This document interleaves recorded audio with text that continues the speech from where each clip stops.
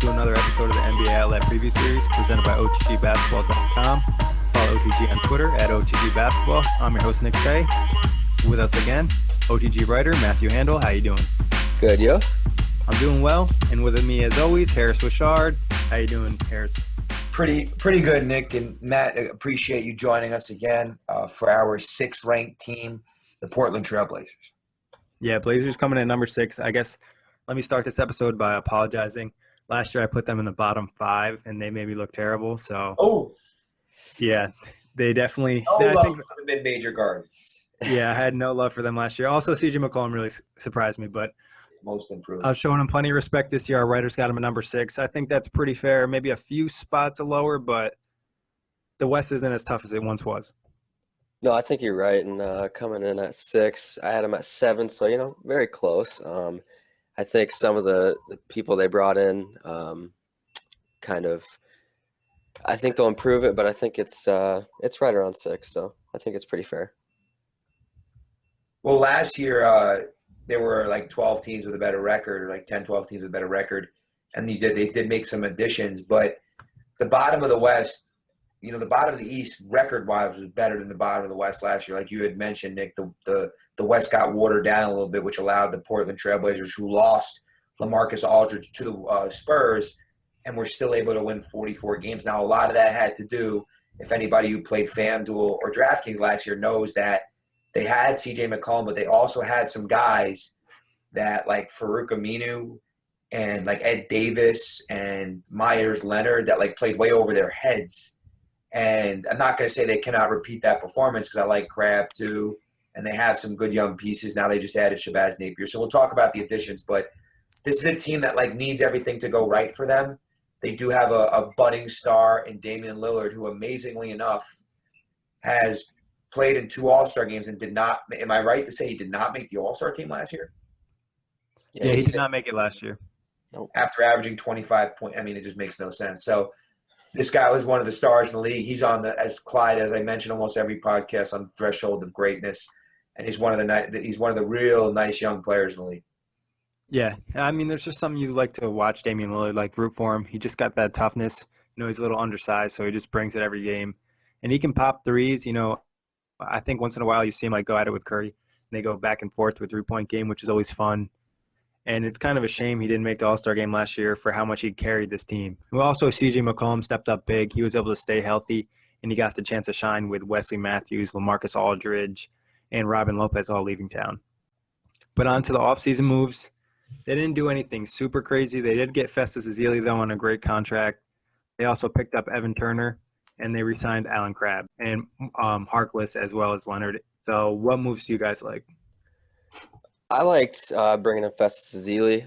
If you look at this team, they're 6th in points per game last season, but then when you look at the defensive side of the ball, they ranked in the bottom half of the league in most of those statistical categories for defense. So I liked bringing in a big that, he's not going to give you, a lot of points or shooting or any of that, but rebounding and that sense of toughness. I really think that they needed to go after a defensive player, and they got that in Festus Ezeli. Yeah, and they got him on a great deal, especially with the contracts everybody else was getting. Ezeli, he was kind of banged up last year. He wasn't that great all season long. So it'll be nice to see, but it gives him some athleticism inside, another big body. Adding Evan Turner, and we just mentioned on the Celtics pod, at 6'7", 220, a guy that has great size and can play on the ball a little bit. Lillard has spoke about how he's excited. Now, Lillard, you mentioned a little undersized, but for maybe the 2, he's a good size for the 1 at 6'3", 195 in this league, which is like the average size, I think, of a point guard. But he can play the 2 because he's he's a streaky 3-point shooter, but he's gotten a lot better shooting the 3. So if you put McCollum on the ball, as they probably will at times, he's 6'4", and then Turner on the ball at 6'7", all of a sudden, I don't know. I'm looking at this roster, and outside of Napier, they're all 6'3", 6'4" guards. So this is going to be a tough team to defend for sure. What do you guys think about them locking up so much money with Dame Lillard, TJ McCollum, Alan Crabbe, and Evan Turner? I think all those guys are pretty much maxed out. Mm-hmm. So they have a lot of money tied to those 4 players, and there's only 3 positions. If you're going to put that much money into, only that amount of players, you better hope that, they do pretty well. But I mean, it doesn't give you much room, flexibility with picking up other players coming like key players off the bench. But I mean, if you look at the players they gave that much money to, I mean, it wasn't a dumb move. I mean, those players are worth it in my mind. Yeah, I would have to tend to agree with you. Lillard and McCollum are two of the night. I mean, Lillard especially, but I think you could build around Damian Lillard. He just plays hard every night. He's missed 7 regular season games in 4 years. His scoring average has gone from 19 as a rookie to 20 to 20 to 25. He gets to the line. He shot 90% to the line last year. He plays exceptionally well against Golden State. If Curry's health was an issue throughout that series, they might have got by Golden State. They got by the Clippers, and they've been in the conference semis now 2 years in a row.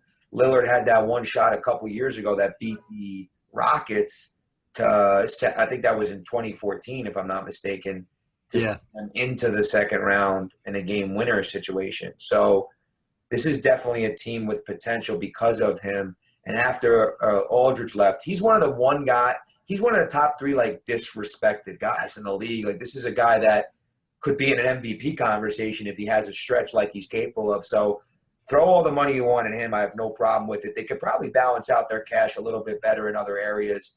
When you watch Open Court and you listen to their GM, because their GM was one of like the 5 or 6 guys featured. Nick, I don't know if you guys have watched that yet, but that's an excellent one with all the GMs that they have on Open Court and talking about how they put their rosters together. But I can't be critical of Portland for what they've done, but because they just had to lock up Damian Lillard, and then everybody else kind of followed. But I think they need to have some more scoring in the front court to be a championship contender. Yeah, but at least we got to give them credit for the fact that after they lost Wesley Matthews, Nick Batum, LaMarcus Aldridge, Robin Lopez, 4 to 5 starters at a 50-plus win team, we didn't think they'd get back to this level so quickly, and they have. Correct. But let's talk about departures. This year, it wasn't as bad. They did lose a few guys, but not anything crazy. Gerald Henderson, Chris Kaman, Brian Roberts, all bench pieces. Henderson played some decent minutes for them, and Kaman and Roberts did once in a while too, but I think they'll easily be replaced. What about you guys? Yeah, for sure. Really, departures don't even make a difference, and especially bringing in Ezeli and Evan Turner. I think if you look at some other teams, departures might have played a bigger role, but I think for the Blazers, it's going to be, a normal season for them. Yeah, nothing. I mean, the departures that they had in 2015 summer were as crazy as a departure year as you could have in turnover. And like you said, Nick, you had them in the bottom 5, and they surprised everybody, McCollum being the most improved and all of that. But this year, not really, because they have all their pieces that they need to compete going forward. So I think the addition of Ezeli and Turner will be helpful. This is a team that will probably be slightly better than they were last year, and I know we'll get into that in a little bit. Well, you asked the question already. Are the Blazers going to be better or worse this season? I got them at 3 more wins than last year, so I got them at 47-35. I think they'll go. I think they'll go into the playoffs about the same seed. I think they were 5th seed, correct? Last year, I think they were 5th seed. Yes, yeah, they were. Yeah. So I think seeding wise, I think it's going to be about the same, but I give them about 3 more wins. With the nice pickups of Turner and Ezeli. Yeah, and then you figure some of the young guys are going to get better in another year in the system. I think you could see even Dame Lillard and TJ McCollum take it to another level a little bit. Mason Plumlee, Noah Vonleh, so I think this team definitely will be better this year. Yeah, and listen, I think the top 5 seeds in the West will be the same: Warriors, Spurs, Thunder, Clippers, Blazers. The only question is the order. And outside of the Warriors, to me, being the lock for the 1, I think these teams could flip-flop. I know people are really high on San Antonio, but again, Parker, Ginobili getting up there in age. Who knows what you get in other guys on their roster. They'll probably be right there at number 2, but I still think that 3 to 5 is open. I know, so, and if people think they're the 7th best team in the NBA, there's no reason why they couldn't be a 3 or a 4 seed instead of the 5. I think they could push to win 50 games. I'd put them at probably about 48-34. Yeah, I think you made a great point about the West. Other than the Warriors locking up the 1 seed, I'm not really sure who's locking up like 2 through 3. The order could get all complicated. Yeah, it could be, yeah. Final prediction. The Jazz could be in there. You never know. Yeah. The Jazz very well could be in there. I think we talked about it on the Jazz preview. The depth Yeah. they have on that team makes them very dangerous. Yes. But on to the final prediction. Where do you have this team landing and finishing at the end of the season? Like I said, 47 and 35, probably in my mind, probably the 4th seed or 5th seed. Like you guys said, the West, besides the Warriors, is kind of open. But I think that they can very easily, behind Dame Lillard, and he might even, have an MVP type season. I think that they very easily can win their first round matchup. But it's tough to say that they're going to get past that second round. But I definitely think they're going to win that first round matchup in the playoffs. Yeah, I'm going to agree with you, Matthew. I think they'll probably get somewhere between that 5th, 4th seed, and they'll probably get knocked out in the second round. I think first round win is definitely a possibility, but in the second round they'll probably lose to one of the better teams. Yeah, I think they're so frustrated because this is one of those teams, and in Game of Thrones, they have those parodies. I don't know if you guys have ever seen those NBA Game of Thrones parodies. Yeah. And it's like the Portland Trailblazers are walking down, and they meet the Timberwolves. And Damian Lillard, they made fun of the Blazers about them being able to show people how to get knocked out in the second round, because that's kind of what Portland's been known for, even though they lost in the first round in Aldridge's last season. But I feel like we see like the Clippers and Grizzlies and Blazers and Thunder and all these teams playing over and over again in the second round. And outside of like the Warriors and Spurs and the Thunder in 2012, we haven't seen much difference. I mean, we saw the Warriors make 2 finals in a row. The Spurs make 2 finals in a row. The Thunder in 2012, the Mavericks in 2011. And then then it was obviously the Lakers. So there hasn't been that team outside of the Thunder to push the Warriors and Spurs. Who knows? Maybe the Blazers can be that team. I'm not sure yet, but I don't want to sleep on Lillard. Don't put me in the category of people to sleep on Lillard, because if you do, he will make you pay. Yeah, no, he definitely will. He definitely has a chip on his shoulder, especially like we mentioned, missing the All-Star game, and he just doesn't get the respect around the league that he deserves. So he's a very, very good player. So put some respect on his name, but yes, move on to League Pass. And the 4-Bar Friday, he's got that thing on his Instagram. Yeah, he can rap a little bit too. Yeah, so. yeah. But on to League Pass. You're gonna watch the Blazers on League Pass this year? Yes. If Damian Lillard and CJ McCollum, one of the most dynamic dual threat guards in the league, if they're still on the team, I'm going to be watching them. Like you talked about Harris earlier, when Damian Lillard hit that buzzer beater against the Rockets, he just plays with that chip on his shoulder. He's got that spark. You don't never know when he's going to hit that buzzer beater or go off for 40. So it's always nice to be tuned in to watch him go off. Yeah, either the backcourt can go off any game. They're also great to pick in FanDuel and DraftKings. Plenty of guys in this team to keep an eye on for fantasy reasons. And I think they're just they play a fun style of basketball, so I'll definitely tune in. Yeah, when Russell points to his veins and goes, I have ice water. Now, Russell, you've only played in one season. There's one guy in the league that really has ice water. It's Lillard. If you had to name your top 3 closers right now, guys you would want with the ball in your hands with 10 seconds left to make a shot, I think you might throw Lillard's name in that hat. Obviously, we talk about Curry, and we talk about maybe even Harden at 25 points a game, and who knows what guys think about LeBron and taking the last shot. Kyrie's name would be in there, but I don't think you can go any further than Lillard because of his ability to stay calm in fourth quarter situations. And create space. And he has a deadly jump shot. I think his jump shot's a little bit underrated. It might not be as consistent as some of the guys, but it's smooth, and he can, hit from about anywhere on the court. I feel like with this team, like their whole mantra is just that underrated underdog thing, and I think they need to keep running with that, because if it's ridiculous. Last year was the first year they didn't have all those players, and they had so much turnover, and yet they still made the 5 seed in the West. So, and Damian Lillard, he's the biggest underdog. He got snubbed from an All-Star game playing like he did last year. So I think that they need to keep running with that, and that underdog, it plays into their hands very well. They have a fun game on opening night. I know Hayward's out, but they host the Jazz, then they host the Clippers, then they go at Denver, and then they play the Warriors at home. That's a fun one. Anytime Lillard goes against the Warriors, it's must-see TV. Because he's one of those guys that's like, listen, I don't care who you are. And you could tell there are a few guys in the league that stand up to everybody. Like, we know Jimmy Butler does. We know Lillard does. Like, there's some you see LeBron. Yeah, Westbrook, of course. But you see LeBron and the Warriors like, I don't want to go full. Like Towns is another guy that has that mentality, I think. But those games against the Warriors are really fun. And I really enjoyed the one where – because the Warriors were getting a little upset. This was very hypocritical of Golden State because the Blazers were running it up. Lillard hit like 6 threes in the third quarter, and then the sixth one he hit was like from 40 feet.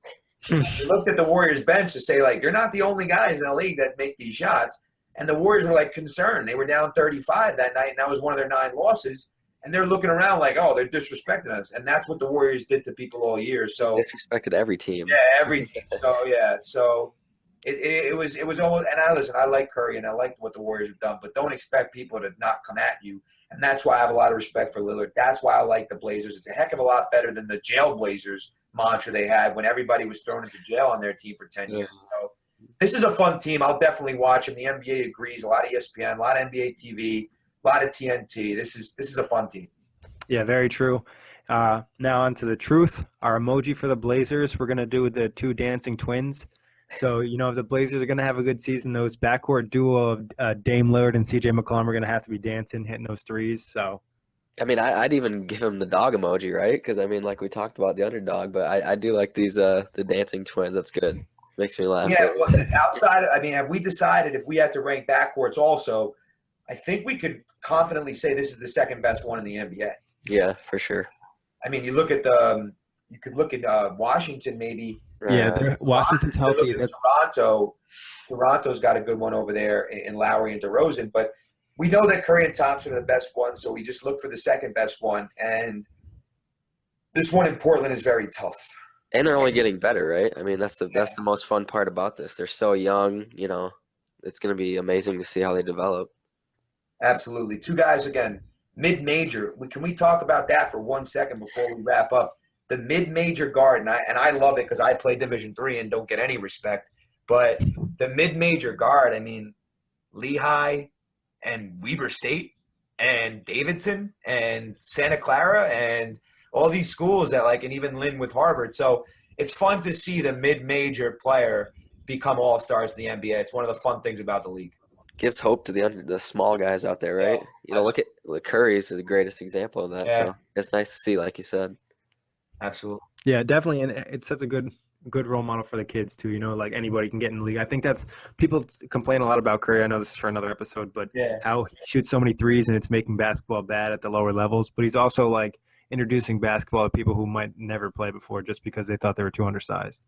Well, and again, I mean, he's taking full advantage of his ability also, and I think Lillard does that too. I think Curry's body. And I said you might think for another episode, but we can make the same claim for Lillard and McCollum. They're not dunkers. I mean, Lillard does dunk. Mm-hmm. Lillard does dunk. I would say Lillard's pretty athletic. McCollum, McCollum is crafty. Yes, and Curry, I mean, it's not like he's an awful athlete. If you wanted to see, Nash was the godfather of all this, and this came before this whole offensive change in the NBA did not start with Golden State, my friends. It started with the 7 seconds or less in Phoenix. Phoenix's offense was operating almost at a higher rate than Golden State. Yeah, they had a crazy team too. The talent they had on that team at one point too. They got a lot of people paid as well. Yeah, so it's Nash. Nash was the godfather to me. Then Curry took it, and Lillard's kind of running with it too now. Yeah, fun stuff. Fun year in the NBA. But that wraps it up for the Blazers. On to the next team. Thank you, guys. Thanks for joining us again, Matthew, and thanks everybody for listening. No, thank you. Thanks for having me again, guys. Yeah, I want to thank OTG and obviously all the listeners and writers and everybody that's supporting us going towards the NBA season. We know how exciting this NBA year is going to be, and definitely continue to tune in as we now are down to our top 5 teams going forward, or 5 or 6 teams going forward. And it's going to be a definitely exciting year, so looking forward to everything.